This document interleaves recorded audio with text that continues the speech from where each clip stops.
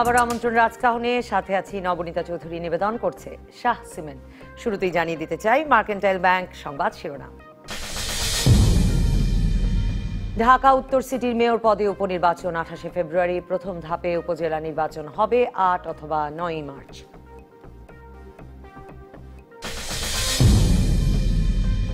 প্রকল্প বাস্তবায়নের জন্য নজরদারি বাড়াতে হবে, নতুন সরকারের প্রথম একনেক বৈঠকে প্রধানমন্ত্রীর নির্দেশ। দুর্নীতির দায়ে এবার খোদ দুদক পরিচালকই বরখাস্ত। ঘরে বাইরে অভিযান চলবে বললেন দুদক চেয়ারম্যান।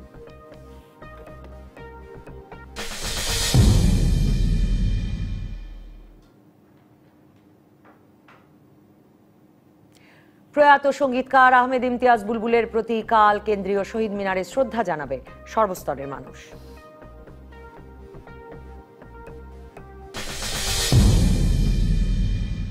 নিরাপদ সড়কের দাবিতে গত বছর সারা দেশে শিক্ষার্থীদের আন্দোলনের পর থেকে সড়কে শৃঙ্খলা ফেরাতে নানা কর্মসূচির অংশ হিসেবে 15 থেকে 31 জানুয়ারি পর্যন্ত ট্রাফিক শৃঙ্খলা পক্ষ 2019 পালন করছে ঢাকা মহানগর পুলিশের ট্রাফিক বিভাগ। আইন মেনে চললে পরিস্থিতি কতটা আরামদায়ক ও স্বস্তিদায়ক হয়, কতটা সময় বাঁচানো যায় তা উপলব্ধি করাতে এই 15 দিন ঢাকা সহ সারা দেশের মানুষকে আইন ও নিয়ম মেনে চলতে সচেতন করা হবে বলে জানিয়েছিলেন স্বরাষ্ট্রমন্ত্রী আসাদুজ্জামান খান কামাল। নগরীর 130টি বাস স্টপে চিহ্নিত করার পাশাপাশি ট্রাফিক শৃঙ্খলা পক্ষ উপলক্ষে নগরের বিভিন্ন পয়েন্টে 57টি চেকপোস্ট বসিয়ে আইন প্রয়োগ এবং শৃঙ্খলা ফিরিয়ে আনতে সচেতনতা তৈরি করা হচ্ছে বলে জানিয়েছেন ডিএমপি কমিশনার আসাদুজ্জামান মিয়া। এই কর্মসূচির পরে নগরীর ফুটপাত দখলমুক্ত করার অভিযান এবং বিপুল পরিমাণ পরিবহন নামিয়ে দেওয়ায় উবার, পাঠাও সহ বিভিন্ন রাইড শেয়ারিং অ্যাপগুলো নিয়ন্ত্রণে আনার পরিকল্পনাও করছে ডিএমপি। তবে শিক্ষার্থীদের আন্দোলনের পর প্রধানমন্ত্রীর কার্যালয় থেকে আসা 17টি নির্দেশনার ভিত্তিতে ডিএমপি সংবাদ সম্মেলন করে নির্ধারিত স্থানে যাত্রী ওঠানামা, স্টপেজ ছাড়া বাকি সময়ে বাসের দরজা বন্ধ রাখা, লেন মেনে গাড়ি চালানো সহ নানা নির্দেশনা দেওয়ার পরেও কয়েক মাসের অভিযানে রাস্তায় হেলমেটবিহীন মোটরসাইকেল আরোহীর সংখ্যা কমলেও বাস্তবায়ন হচ্ছে না অন্য কোনো নির্দেশনায়। গত রোববার স্বরাষ্ট্র মন্ত্রণালয় পরিদর্শনে গিয়ে প্রধানমন্ত্রী শেখ হাসিনা দুর্ঘটনার জন্য চালকের পাশাপাশি পথচারী ও নাগরিকদের দায়ী করলেও সমন্বয়ের অভাবেই সড়কে শৃঙ্খলা আসছে না বলে দাবি বিশেষজ্ঞদের। এসব নিয়ে আলোচনায় আজ রাজকাহন স্টুডিওতে আছেন পরিবহন বিশেষজ্ঞ ডক্টর এস.এম. সালেউদ্দিন, ট্রাফিক দক্ষিণ বিভাগের যুগ্ম পুলিশ কমিশনার মফিজউদ্দিন আহমেদ এবং বাংলাদেশ পরিবেশ আন্দোলন বাপার যুগ্ম সম্পাদক স্থপতি ইকবাল হাবিব। স্বাগত আপনাদের তিনজনকে। আমি মফিজউদ্দিন আহমেদ আপনাকে দিয়ে শুরু করতে চাই যে আমাদের মূল বিষয় হচ্ছে ট্রাফিক শৃঙ্খলা পক্ষ লাভ হচ্ছে, মানে যেটা বলছিলাম যে স্বরাষ্ট্রমন্ত্রী উদ্বোধনের দিন বললেন যে আসলে আইন মেনে চললে পরিস্থিতি কতটা আরামদায়ক স্বস্তিদায়ক হবে এবং যানজট আসলে কতটা কমে যাবে, পরিস্থিতিতে কি বদল আসবে, এটা এই 15 দিনে বোঝানোটা আপনাদের একটা লক্ষ্য এবং আমাদেরকে সচেতন করা। সে কাজ হচ্ছে কিনা? জি, আপনাকে ধন্যবাদ। জানেন যে গত বছর ছাত্র আন্দোলনের পরে আমরা বেশ কিছু কর্মসূচি নিয়েছিলাম এবং ঢাকা শহরের বিভিন্ন সেক্টরে পরিবহন শৃঙ্খলার ক্ষেত্রে ভিজিবল চেঞ্জ হয়েছিল অনেক কিছুই।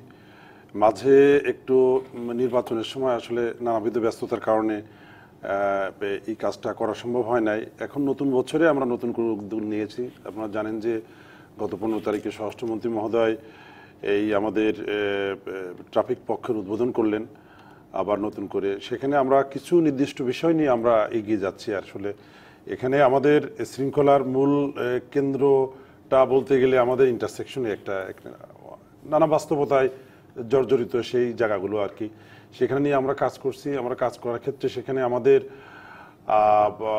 আমাদের নিয়মিত যে ট্রাফিক পুলিশ থাকে তার সাথে আমরা অতিরিক্ত পুলিশ মোতায়েন, সাথে সাথে স্বেচ্ছাসেবী সংগঠন যেমন বয় স্কাউট, রেড ক্রিসেন্ট তাদেরকে আমরা নিয়োগ করছি।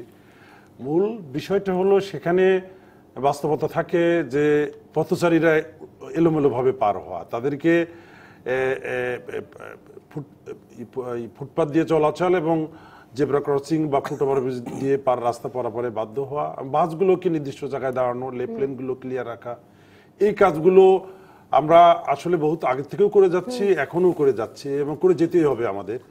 আর যেখানে যেখানে আমাদের সাফল্য যে হারে দেখতে আমরা আশা করি সে হারে দেখা যাচ্ছে না কেন? মানে ধরুন পত্রিকায় ছবি দেখছিলাম যে বাস আসলে জেব্রা ক্রসিং এর উপরেই এসে থামছে, মানুষ আসলে তার সামনে দিয়ে রাস্তাটা পার হচ্ছে, বা প্রধানমন্ত্রী শুনছিলাম বলছিলেন যে তিনিও বুঝতে পারেন না যে কেন মানুষ জীবনের ঝুঁকি নিয়ে শেষ পর্যন্ত মানে অনিরাপদভাবেই রাস্তা পার হয়।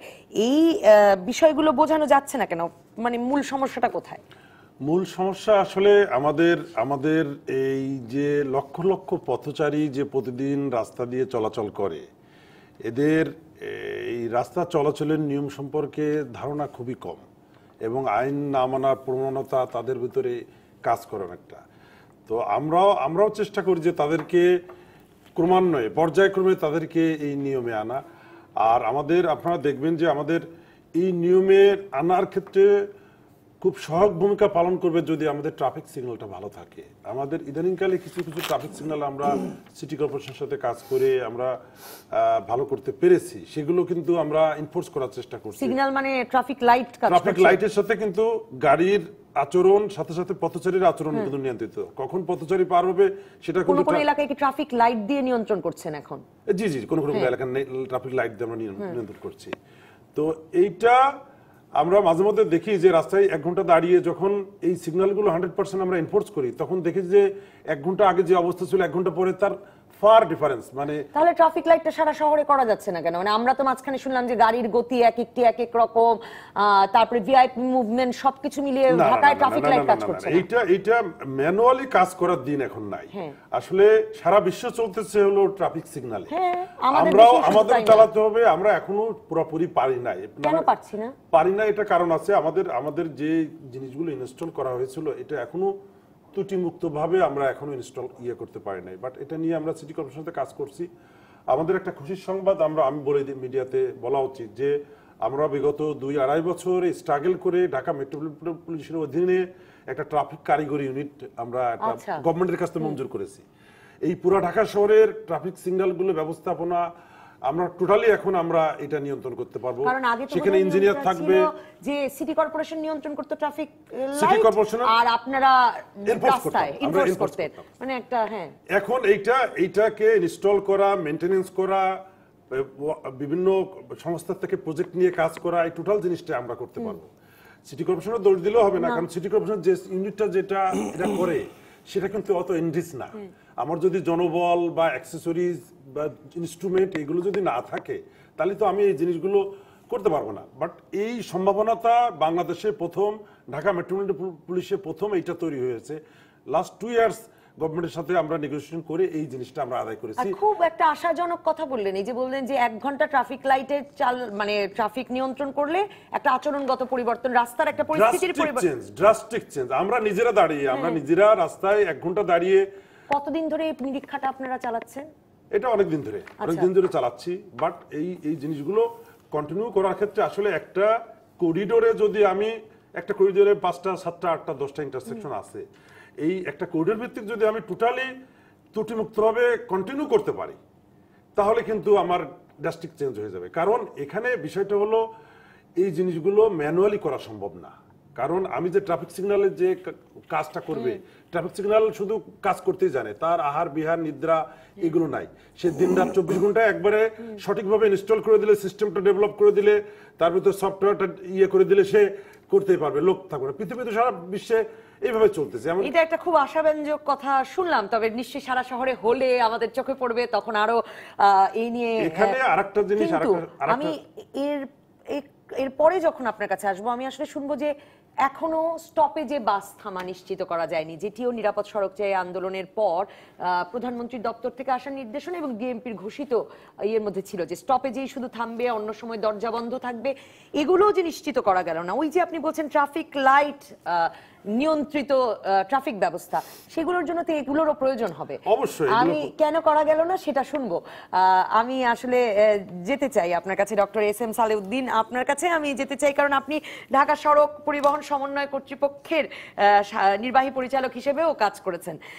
মানে অনেকেই বলেন যে আসলে সমন্বয়টাই তো আসলে মূল সমস্যা, এবং বাসগুলো যেভাবে চলছে, ইচ্ছে মতো চলছে, সেটিও একটি সমস্যা। আমি প্রথমেই আপনাকে একটা জিনিস বলে দিতে চাই, সেটা হলো যে আপনি সেখানে আইন প্রয়োগ করবেন যেখানে আইন প্রয়োগ করতে আপনার যেই ফ্যাসিলিটিসগুলো আপনাকে দেওয়া হবে সেই ফ্যাসিলিটিগুলো যদি পরিপূর্ণভাবে থাকে তাইলে কিন্তু আইন প্রয়োগ করে আপনি এটার রেজাল্ট পাবেন। ঢাকা ইজ এ সিটি যেখানে 44,000 পিপল পার স্কোয়ার কিলোমিটার বাস করে, 44,000 পিপল পার স্কোয়ার কিলোমিটার। এবং একটা গবেষণায় ওয়ার্ল্ড ব্যাংক বলছে যে প্রতি 10টা ফ্যামিলির একজন ঢাকায় বসবাস করে হোল বাংলাদেশের। আপনার এই টেবিলে আপনারা আমাদেরকে 3জনকে বসিয়েছেন, আপনার একটা ছোট্ট আইন আছে যে আপনারা সোজা হয়ে বসবেন, 3 কাপ চা আপনাদের জন্য দেওয়া আছে, আপনাদের সামনে একটা পেপার থাকবে, আপনারা 3 জনের বেশি বসতে পারবেন না। কিন্তু এইখানে হঠাৎ করে দেখা গেল আপনার অনুষ্ঠানে আরো 4 জন এসে বসে গেল। আপনি আমাকে বলবেন আপনি এই কাপটা আপনার সামনে রাখছেন না কেন, ও টেনে নিয়ে যাচ্ছে কেন? আপনি আমাকে বলবেন যে সোজা হয়ে বসছেন না কেন, ও ঠেলছে কেন? হ্যাঁ, সুতরাং আপনার পানিশমেন্ট হবে। সেটা হয় না। আমার ঢাকাতে যে অবস্থা, আমি বহু বছর যাবত আপনার এই ট্রান্সপোর্ট সেক্টরের সাথে জড়িত, সরকারে আমি 30 বছর চাকরি করেছি। এখানে সবচেয়ে বড় সমস্যা হলো ডিমান্ড এবং সাপ্লাইয়ের ভিতরে একটা বিরাট ডিফারেন্স। প্রচুর ডিমান্ড বাড়ছে, আপনি সেই অনুযায়ী আপনি সাপ্লাই করতে পারছেন না। কিন্তু আপনি একটা জিনিস লক্ষ্য করেন যে এই ঢাকা শহরে আপনার বর্তমানে আমরা যখন এসটিপি করি তখন এখানে 7-8% রোড স্পেস ছিল, যেটা এসটিপি মানে স্ট্র্যাটেজিক ট্রান্সপোর্ট প্ল্যান, প্রথম স্টাডি ট্রান্সপোর্টের উপরে। কত সালে? এটা 2005 সালে আমরা শেষ করেছি, 2002 থেকে 5-6 এর ভিতরে। তো এই STP it was the first আপনার ট্রান্সপোর্ট ডকুমেন্টেশন, যেটার উপরে আমাদের কিভাবে ঢাকা শহর চলবে তার উপরে একটা সমীক্ষা হয়েছিল। সেখানে আমরা দেখেছি যে আপনার এসটিপিতে বলা ছিল যে আপনার 7 থেকে 8% জায়গা আছে, যেই ল্যান্ড ইউজ করে যেই বাড়িঘরগুলো তৈরি করা হয়েছে তার যে ট্রান্সপোর্ট আসবে, তার জন্য যে গাড়ি দরকার হবে, সেই অনুযায়ী রাস্তাঘাট করা হয়নি, স্পেস রাখা হয়নি। আপনি সেই শহরে থাকার দরকার ছিল 25%, 23 থেকে 25% স্পেস, আর ছিল 8-7%। এখন এই কিছু এলিভেটেড এক্সপ্রেসওয়ে করে বা কিছু কানেক্টিভিটি রোড করে টোরে এইটা এখন আপনি এই 10%, 10 to 12%-এর মতো আসছেন। খুব আপনার দরকার হলো কিন্তু 30%। ডক্টর সালেউদ্দিন, আমি এই জায়গাটি থেকে আসলে স্থপতি ইকবাল হাবিব আপনার কাছে যেতে চাই যে তাহলে আসলে মানুষের তো যে পরিমাণ জায়গায় মানুষের চলবার কথা সে পরিমাণ জায়গা নাই, সেজন্যই কি সকলে নিয়ম ভেঙে যেভাবে পারছে দৌড়াচ্ছে? ডক্টর সালেউদ্দিনের সুরে আমার তাই মনে হলো। মোটেই না। প্রথমত মনে রাখতে হবে যে প্রত্যেকটা দেশ, প্রত্যেকটা জাতি তার নিজস্বতা নিয়ে বেড়ে ওঠে। আপনি যদি আমেরিকার দর্শন দিয়ে বাংলাদেশকে সাজাতে চান অথবা ইউরোপকে সাজাতে চান, ভুল ধারণা। আমেরিকা কার ড্রিভেন সোসাইটি, কার ড্রিভেন তার নগর পরিকল্পনা। এই যে তথ্য 30%, 35% লাগবে, ইউরোপে কিন্তু তারা আবার উল্টো বলে, তারা বলে 10-12% বেশি জায়গা সড়কে দেওয়া যাবে না। কাকে দেওয়া যাবে? দেওয়া যাবে ফুটপাতে, হাঁটায়, চলাফেরায়, উন্মুক্ততায়। বুঝতে পেরেছি? প্রত্যেকের নিজস্বতা রয়েছে। ঢাকা শহর অত্যন্ত গ্রন্থিত ছোট একটা শহর, এখানে এত মানুষের শহর তো আবার নাই পৃথিবীতে, এত সবচেয়ে মানুষ বেশি শহর। আর আমরা বহুদিন ধরে অ্যানালিসিস করে বলেছি যে আমাদের দৈনিক যে 3.5 কোটি ট্রিপ তৈরি হয়, আমি পার্কে হাঁটছিলাম, সেখান থেকে আসলাম একটা ট্রিপ, এই যে ট্রিপ তৈরি হয় সেই 3.5 কোটি ট্রিপ অ্যানালিসিস করে দেখা যায় যে মাত্র 1.5 থেকে 2 কিলোমিটার ট্রিপে হলো 47%। এবং এগুলো মানুষ যদি হাঁটার সুবিধাটা থাকতো, মানে আপনি পার্কে হেঁটে, কিন্তু এখানে আপনাকে হেঁটেই আসাটা লজিক্যাল ছিল, হেঁটেই আসতে পারতাম, আমার আর পার্কে হাঁটতে হতো না, এটাই লজিক্যাল ছিল। এবং আপনি যদি সিঙ্গাপুরে গিয়ে এই এলাকার সবচেয়ে ধনী দেশ যদি একবার দেখেন তাহলে আপনি বুঝবেন যে ওনারা দৈনিক 8 থেকে 10 কিলোমিটার এমনিই হাঁটে। যদি আপনি ধনী হন 6 কিলোমিটার নিচে কম হাঁটতে পারবেন না। গাড়ি বাড়ির নিচে পার্কিং হয় না, দূরে পার্কিং হয়, তারপর হেঁটে হেঁটে অ্যাপার্টমেন্টে উঠতে হয়। এই যে হাঁটার যে একটা সুযোগ এই শহর আজও করতে পারলো না, এর জন্যে আপনি শুধু শুধু করে ওই সড়ক 7% 8% হয় নাই, 12% কেন হলো না, এই আক্ষেপ করার দরকার নেই। আমি একটা যেটা দরকার না, আমি বলেন আপনার সময় বলেন। আমি যেটা মনে করি যেটা দরকার সেটা হচ্ছে এই শহরের আদলে এই মানব মানে পদচারী বান্ধবতায়, জনবান্ধবতায় তৈরি করার দীর্ঘদিনের প্রয়াস কেউ করলো না। কিন্তু আমি এই প্রশ্নটা নিয়ে দুজনের কাছে ফিরবো, যে আমি ইকবাল হাবিব আপনাকে দিয়ে শুরু করবো, যে নাগরিকদেরও একটা মানসিকতার বদল ঘটতে হবে কিনা। কারণ গত এই নিরাপদ সড়ক চাই আন্দোলনের পর থেকে আমরা সংবাদ মাধ্যমে তো এই ছবিটা বারবার তুলছি যে ফুটওভার ব্রিজ আছে পাশে, আপনি শিশু কোলে হাত দিয়ে বাঁকানো গ্রিল দিয়ে শরীর গলিয়ে পার হচ্ছেন রাস্তায় একটা বিরতির পর।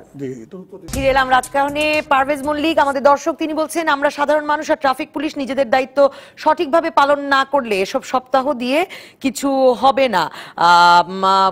কবি কবিতা কাব্য নিকে একজন লিখছেন সেই জাবালেনুর রাস্তা চলছে, সেই ট্রাফিক পুলিশই রাস্তায় দায়িত্ব পালন করছে, কাজেই কি আর পরিবর্তন হবে। জাকির হোসেন বলছেন আমি বুঝি না সব প্রতিষ্ঠানের হেড অফিস ঢাকায় কেন বানাতে হবে, বিভাগীয় শহরে ভাগ ভাগ করে দিলেই ঢাকায় চাপ কমবে, চাকরির সব পরীক্ষা ঢাকাতেই কেন নিতে হবে। মোহাম্মদ শামীম খোকন বলছেন আমি বিদেশে দেখেছি ট্রাফিক পুলিশ নাই তবুও গাড়ি নিয়মে চলে, নিয়ম ভঙ্গ করে না।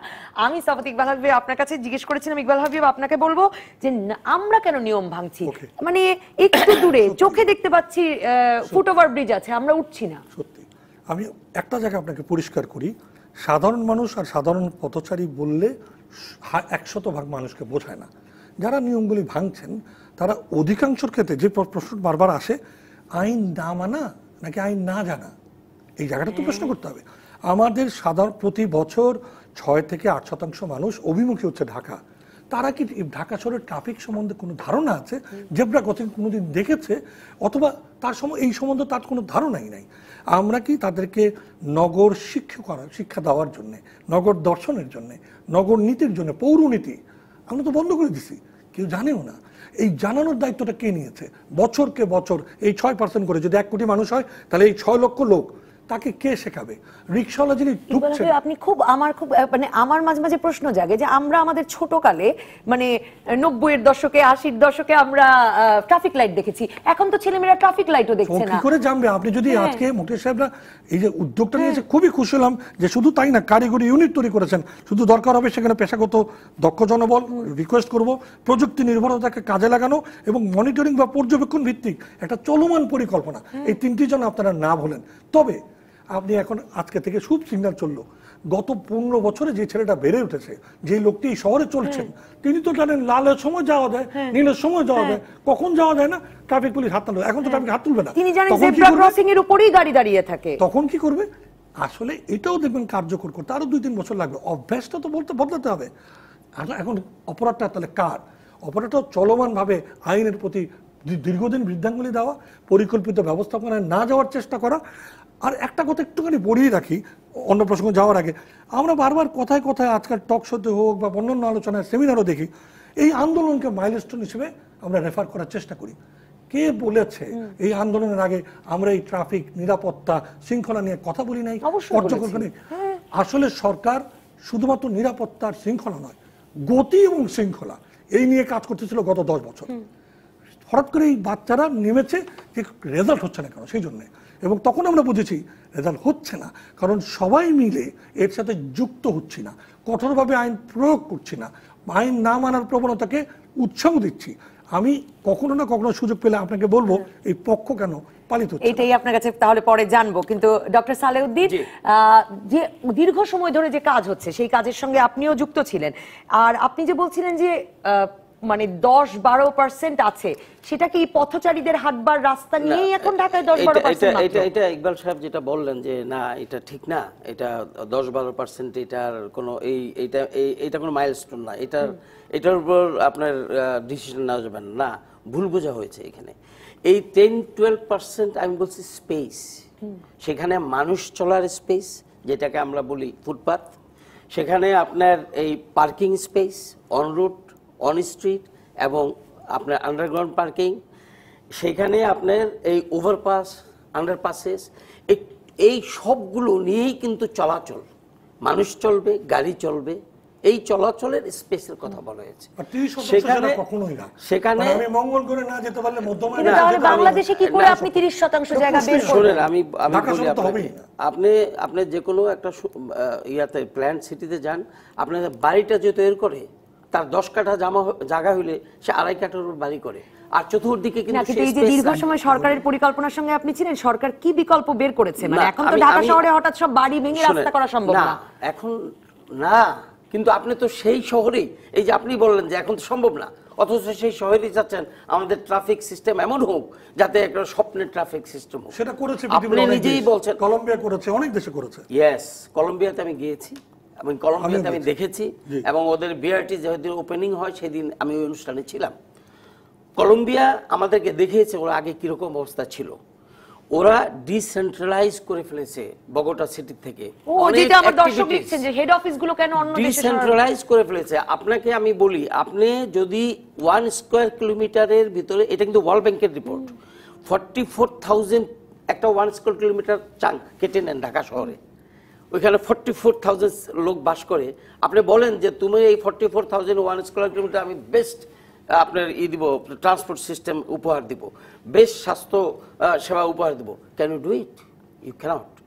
আপনি যেটা ইকবাল সাহেব বললেন যে ইউরোপে এখন বলছে যে 10% নামায় নিয়ে আসো, অর্থাৎ নিচে নামায় নিয়ে আসো। রাস্তা তারা দাঁড়িয়ে গেছে, তারা তাদের সিটিগুলোকে সেইভাবে প্ল্যান করে দাঁড়িয়েছে। তারা জানে যে কে কোন সিটিতে যাবে, কি কাজে যাবে।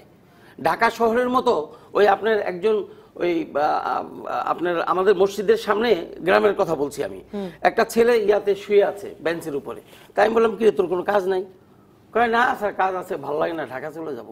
ওইখানে এমনি বসে হাঁটাহাঁটি করলো, পয়সা আসে।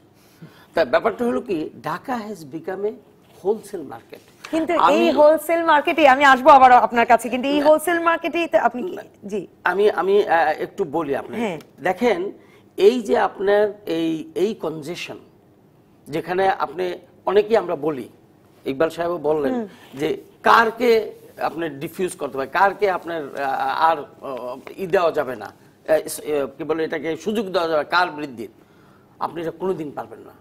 আমি এই হতাশার জায়গা থেকে বেরোতে চাই।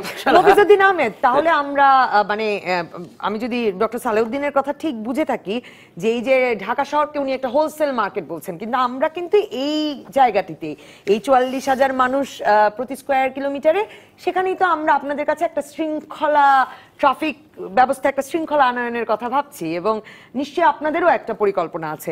সেই পরিকল্পনার অংশ হিসেবে আপনারা এটাও বলেছিলেন যে লেন নির্দিষ্ট করে গাড়ি চলবার, একটা বাসের লেন করবার কথা বলেছিলেন আগস্ট মাসের আন্দোলনের পর। আপনারা এটাও বলেছিলেন যে বাসগুলো শুধুই নির্দিষ্ট স্টপেজে থামবে। এই দুটো কাজ কেন করা গেল না? জি, আপনাকে ধন্যবাদ আবারও।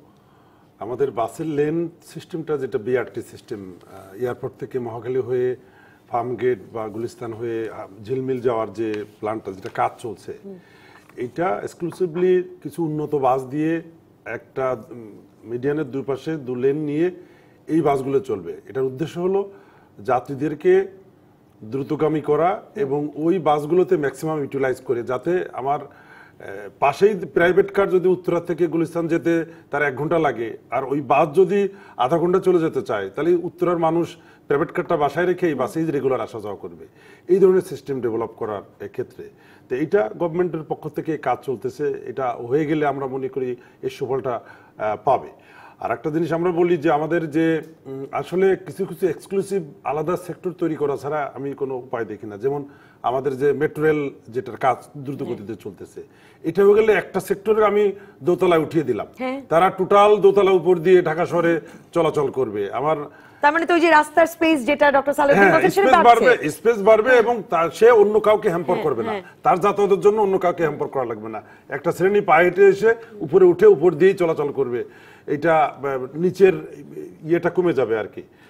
আর আরেকটা, আমাদের বর্তমান যে অবস্থাটা আছে, এই অবস্থাটা থেকে আমার মনে হয় যে প্রাইভেট কারের কথা বললে, প্রাইভেট কার তো আসলে জোর করে কমানো যাবে না। এটা আমি মনে করি এর বিকল্প হিসাবে ভালো ব্যবস্থা আমি যখন দিতে পারবো, ভালো bus service, metro rail service, বা ইকবাল আহমেদ যেটা বলেন হাঁটার রাস্তা, এটা তো আছে, হাঁটার রাস্তা, এটা দিলে আমরা যেটা চেষ্টা করতেছি, আমরা এই ঢাকা শহরের এক্সিস্টিং খারাপ বাসগুলোকে আস্তে আস্তে কমিয়ে দিয়ে ভালো বাস সার্ভিস ব্যবস্থা কিভাবে করা যায়, বিআরটিসির সাথেও আমরা কথা বলছি, নীতিমালা নির্ধারণ করেছি, বিআরটিসি 600 যে নতুন গাড়ি আসতেছে সেটা কিভাবে ইউটিলাইজ করে ভালো ভালো রুটে দিয়ে কিভাবে রিক্সাগুলোকে রিমুভ করে দিয়ে হাঁটার পরিবেশটা তৈরি করে দিয়ে এই গাড়িগুলোকে ম্যাক্সিমাম লোকজনকে এই গাড়িগুলো উঠিয়ে আমি রাস্তার মানে ভলিউম অফ ভেহিকেলস এইটা করার যে আশাবাদের চিত্র, যে স্বপ্নের মানে ট্রাফিক ব্যবস্থার চিত্র আপনি আপনার কথার ফাঁকে ফাঁকে ঢুকিয়ে দিচ্ছেন, মানে কোনো পরিকল্পনা আছে যে এত বছর পরে সেটা দেখতে পাবো, মানে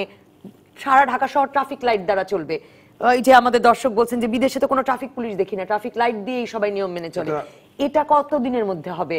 বা আপনি যে বলছেন যে মানে পাবলিক বাসের মাধ্যমে লোকের চলাচলের একটা ব্যবস্থা, গণপরিবহন ব্যবস্থা ঢাকায় বেড়ে যাবে ব্যক্তি যানবাহনের চেয়ে, সেগুলো কত বছরের মধ্যে অর্জনের কথা ভাবছেন আপনারা? এই যে আপনার ইমিডিয়েটলি যে 600 গাড়ি ইন্ডিয়া থেকে আসছে এবং বিআরটিসি এর বহরে যুক্ত হয়ে তার মধ্যে 200 আছে কিন্তু এসি গাড়ি, আর দোতলা গাড়ি আছে 300। দোতলা গাড়ির সুবিধা হলো একই জায়গা দখল করে একটা দোতলা গাড়িতে আপনার 80টা রিক্সায় যে পরিমাণে যাত্রী নিতে পারে একটা দোতলা গাড়িতে সেই পরিমাণে ইয়ে নিতে পারে। এখন ড্রাইভারের সংখ্যা বেশি হলে রাস্তার ইনডিসিপ্লিনের সংখ্যা বেশি হবে। একটা ড্রাইভারকে যদি আমি ডিসিপ্লিনের ভিতরে আনতে পারি তাহলে আমার কিন্তু ওই যাত্রী, কিন্তু এই বিআরটিসির বাসগুলোর পাশাপাশি তো আবার ওই বাসগুলোও চলবে যে একটি বাস একটি মালিক।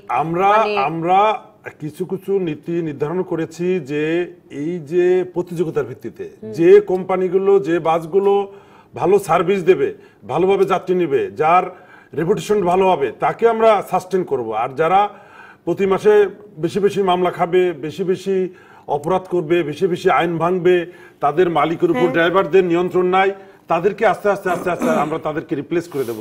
তো ভালো ওরাই সাস্টেন করবে, খারাপদের আস্তে আস্তে রিমুভ করে দিতে হবে।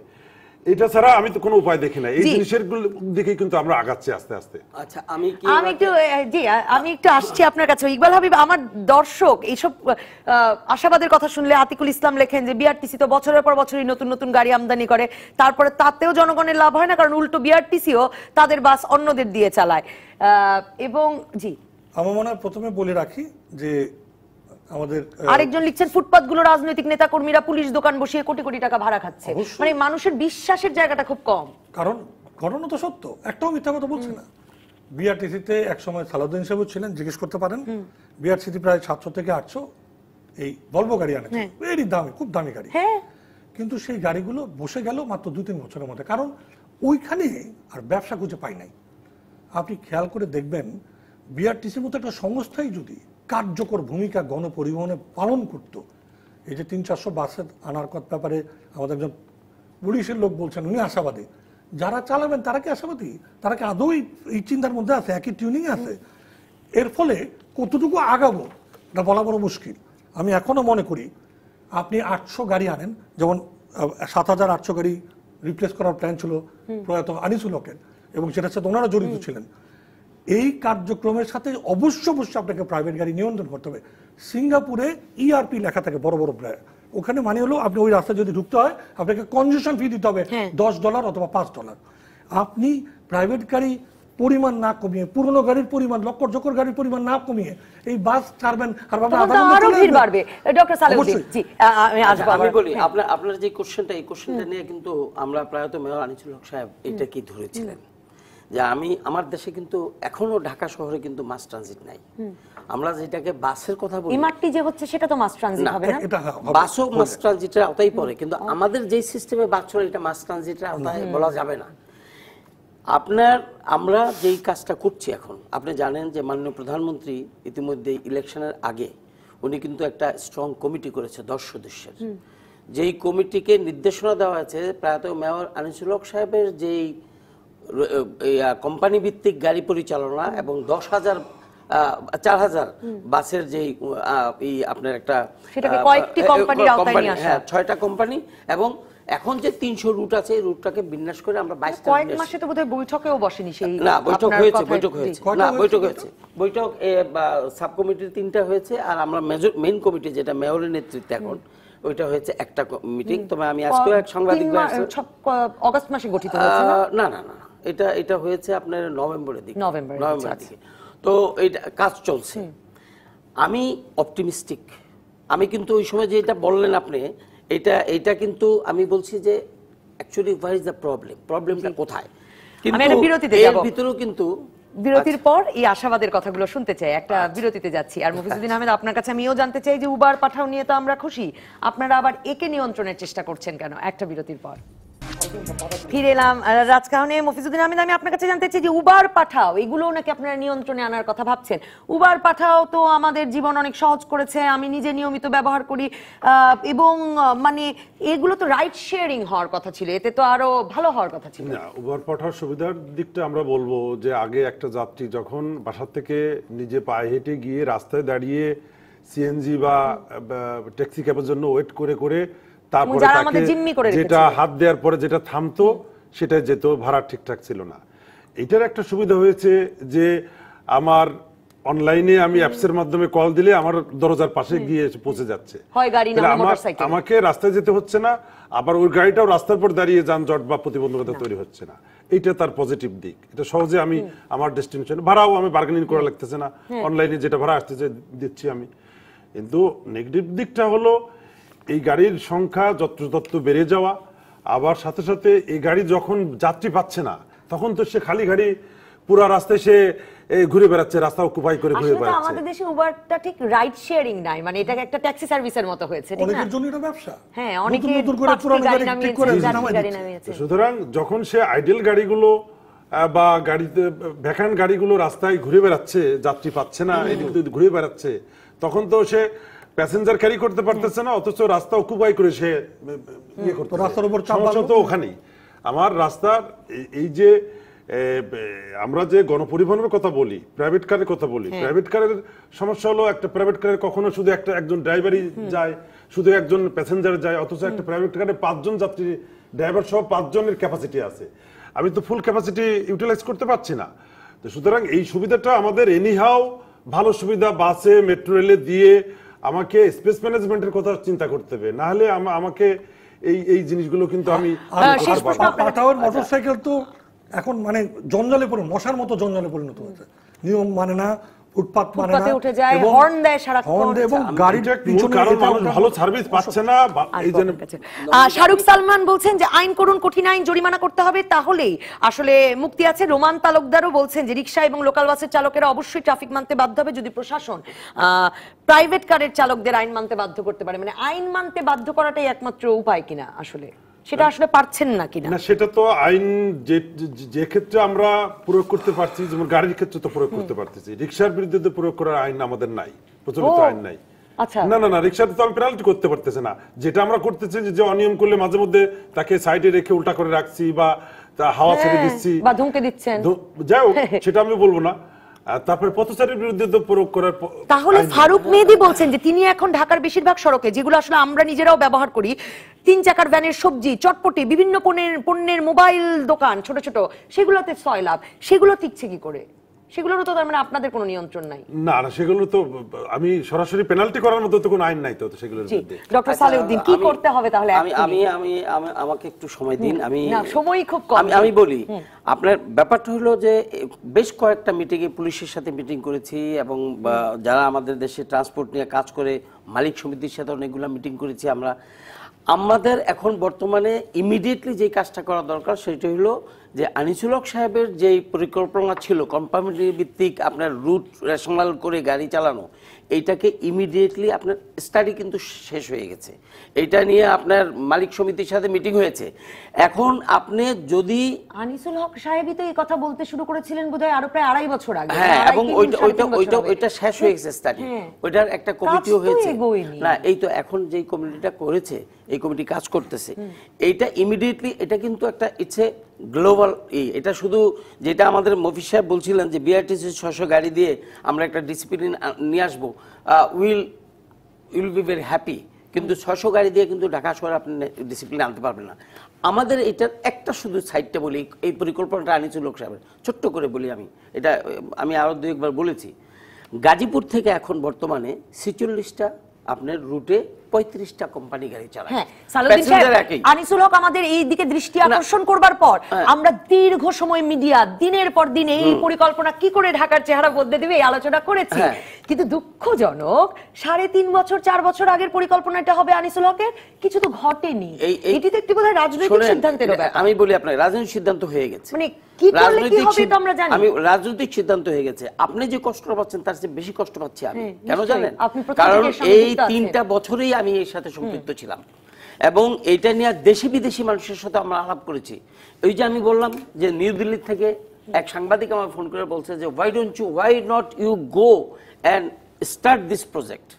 তারা সেটাই কি সবচেয়ে গুরুত্বপূর্ণ কিনা ইকবাল হাবিব, আমাকে শেষও করতে হবে, সেটাই সবচেয়ে গুরুত্বপূর্ণ কিনা? আর আমার ওই যে বারবার আনিসুল হকের কথা ওঠে তো, যে যখনই শহর নিয়ে কথা হয়, যানজট নিয়ে কথা হয়, তখন আমার মেয়র আনিসুল হকের ওই কথাটাও মনে পড়ে যে সমস্যা চিহ্নিত, এবার সমাধান যাত্রার সময় না, এরকম এটাই তো তার নির্বাচনী ইও ছিল। মানে কিন্তু সমাধান যাত্রাটা তো আসলে আমরা শুরু করতে পারলাম না। আসুন না, আপনি আজকে যে আপনি হেডলাইন করেছেন যে পক্ষটা কাজ করছে না কেন, ওই যে ট্রাফিক পক্ষ, দেখেন গত শনিবারের একটা রিপোর্ট, গত শনিবারে সারাদিন ভর পুলিশ কার্যক্রম করে 19,350,000 টাকা জরিমানা আদায় করেছে এবং মামলা করেছে 3,841টি।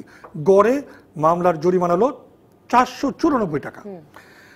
তার মধ্যে কি কি মামলা করেছে? উল্টো পথে 767টা, হাইড্রোলিক হর্ন 78টা, হুটার বা বিকন লাইট 8টা, ট্রাফিক আইন লঙ্ঘন অন্যান্য 1,163টা। এর মধ্যে এই 1,163টার মধ্যে মোটরসাইকেলের মামলা রয়েছে এবং 121টা মোটরসাইকেল আটকানো হয়েছে। আর মুঠোফোন চালানোর জন্য 24টি। এই সব মিলে 500 টাকা করে 19,30,000। আপনি কি এর মধ্যে line between the line news পড়তে পারছেন? লাইন বিটুইন লাইনটা বলি, এর মধ্যে লাইসেন্সের জন্য কোনো মামলা নাই, চুক্তিভিত্তিক গাড়ি চালানোর মাধ্যমে এই ইনক্লুডিং বিআরটিসি 12টা বাজানোর যে ব্যবস্থা, হাত তাত কেটে নিয়ে চলে যাওয়া, যেখানে সেখানে চলে যাওয়া, সেইটার ব্যাপারে কোনো মামলা নাই। ফিটনেসবিহীন গাড়ির জন্য কোনো মামলা নাই, রুটবিহীন চলার জন্য কোনো মামলা নাই, যথাযথ পার্কিংয়ের জন্য কোনো মামলা নাই। আর সবচেয়ে গুরুত্বপূর্ণ বিষয় হলো 17টি পিএমও নির্দেশনাও প্রতিপালন করছে না। এটা চেক অ্যান্ড ব্যালেন্স কে করবে এটাও কোনো নির্ধারণতা নাই। তার মানে 500 টাকার মামলার জন্যে কালকে থেকে সবাই সোজা হয়ে যাবে, এটা ভাবনার কোনো কারণ নাই। তার মধ্যে আপনি শুনলেন পুলিশ অফিসার সাহেব পরিষ্কার করে বলেছেন 3 চাকা পদচারী, 2 চাকা রিক্সা, ভ্যান, তার উপর তো কোনো মামলাও করা যায় না। অন্য কিছু করা হচ্ছে সেটা আমরা জানি, মানে চাঁদাবাজি ইত্যাদি ইত্যাদি। এই প্রক্রিয়া দিয়ে আপনি কি করে শৃঙ্খলা আনবেন? একদম শেষ মন্তব্য আসলে সিরিয়াস, মানে লাইসেন্স ভুয়া বা এগুলোর জন্য কোনো মামলা হয় নাই। এটা হয় না তা না আমরা বলবো না। লাইসেন্সের মামলাও হচ্ছে, তবে সারা বাংলাদেশ ব্যাপী লাইসেন্সের বড় একটা সংকট রয়ে গেছে। আমরা জানেন যে যেখানে 35 লক্ষ গাড়ি, সেখানে লাইসেন্সের সংখ্যা 18-19 লক্ষ। কাজে আপনাদের চোখ বন্ধ করেই থাকতে হচ্ছে। না, চোখ বন্ধ মানে আমরা এইটার লাইসেন্সের বিরুদ্ধে আইন প্রয়োগ করছি, সাথে সাথে আবার জনভোগান্তি যাতে না হয় সেটাও আমরা খেয়াল রাখতে হচ্ছে। সুতরাং এইটা বৈধ লাইসেন্সধারীর সংখ্যা বাড়াতে হবে, আবার জনভোগান্তিটা মাথায় রেখে কিন্তু আমার ঢাকা শহরকে চালাতে হবে। আর একটা আশার খবর আমরা বলি যে আমাদের গুলশানে যেমন ঢাকার চাকা, হাতিরঝিলের চক্রাকার বাস সার্ভিস, আমরা ধানমন্ডি ট্যারেন্ট নিয়ে আবার এই যে কিছু এই রকমের চক্রাকার গাড়ি দিয়ে আমরা প্ল্যান করেছি। সেখানে আমরা আশা করি যে এই রাস্তাগুলোতে রিক্সা তুলে দিয়ে, আশা করি এই আশাবাদগুলো খুব দ্রুত বাস্তবায়িত হবে। অনেকগুলো আশাবাদের কথা বললেন মফিজউদ্দিন আহমেদ, ধন্যবাদ ডক্টর এস এম সালাউদ্দিন, ধন্যবাদ ইকবাল হাবিব। আপাতত বিদায় রাজকাহন থেকে।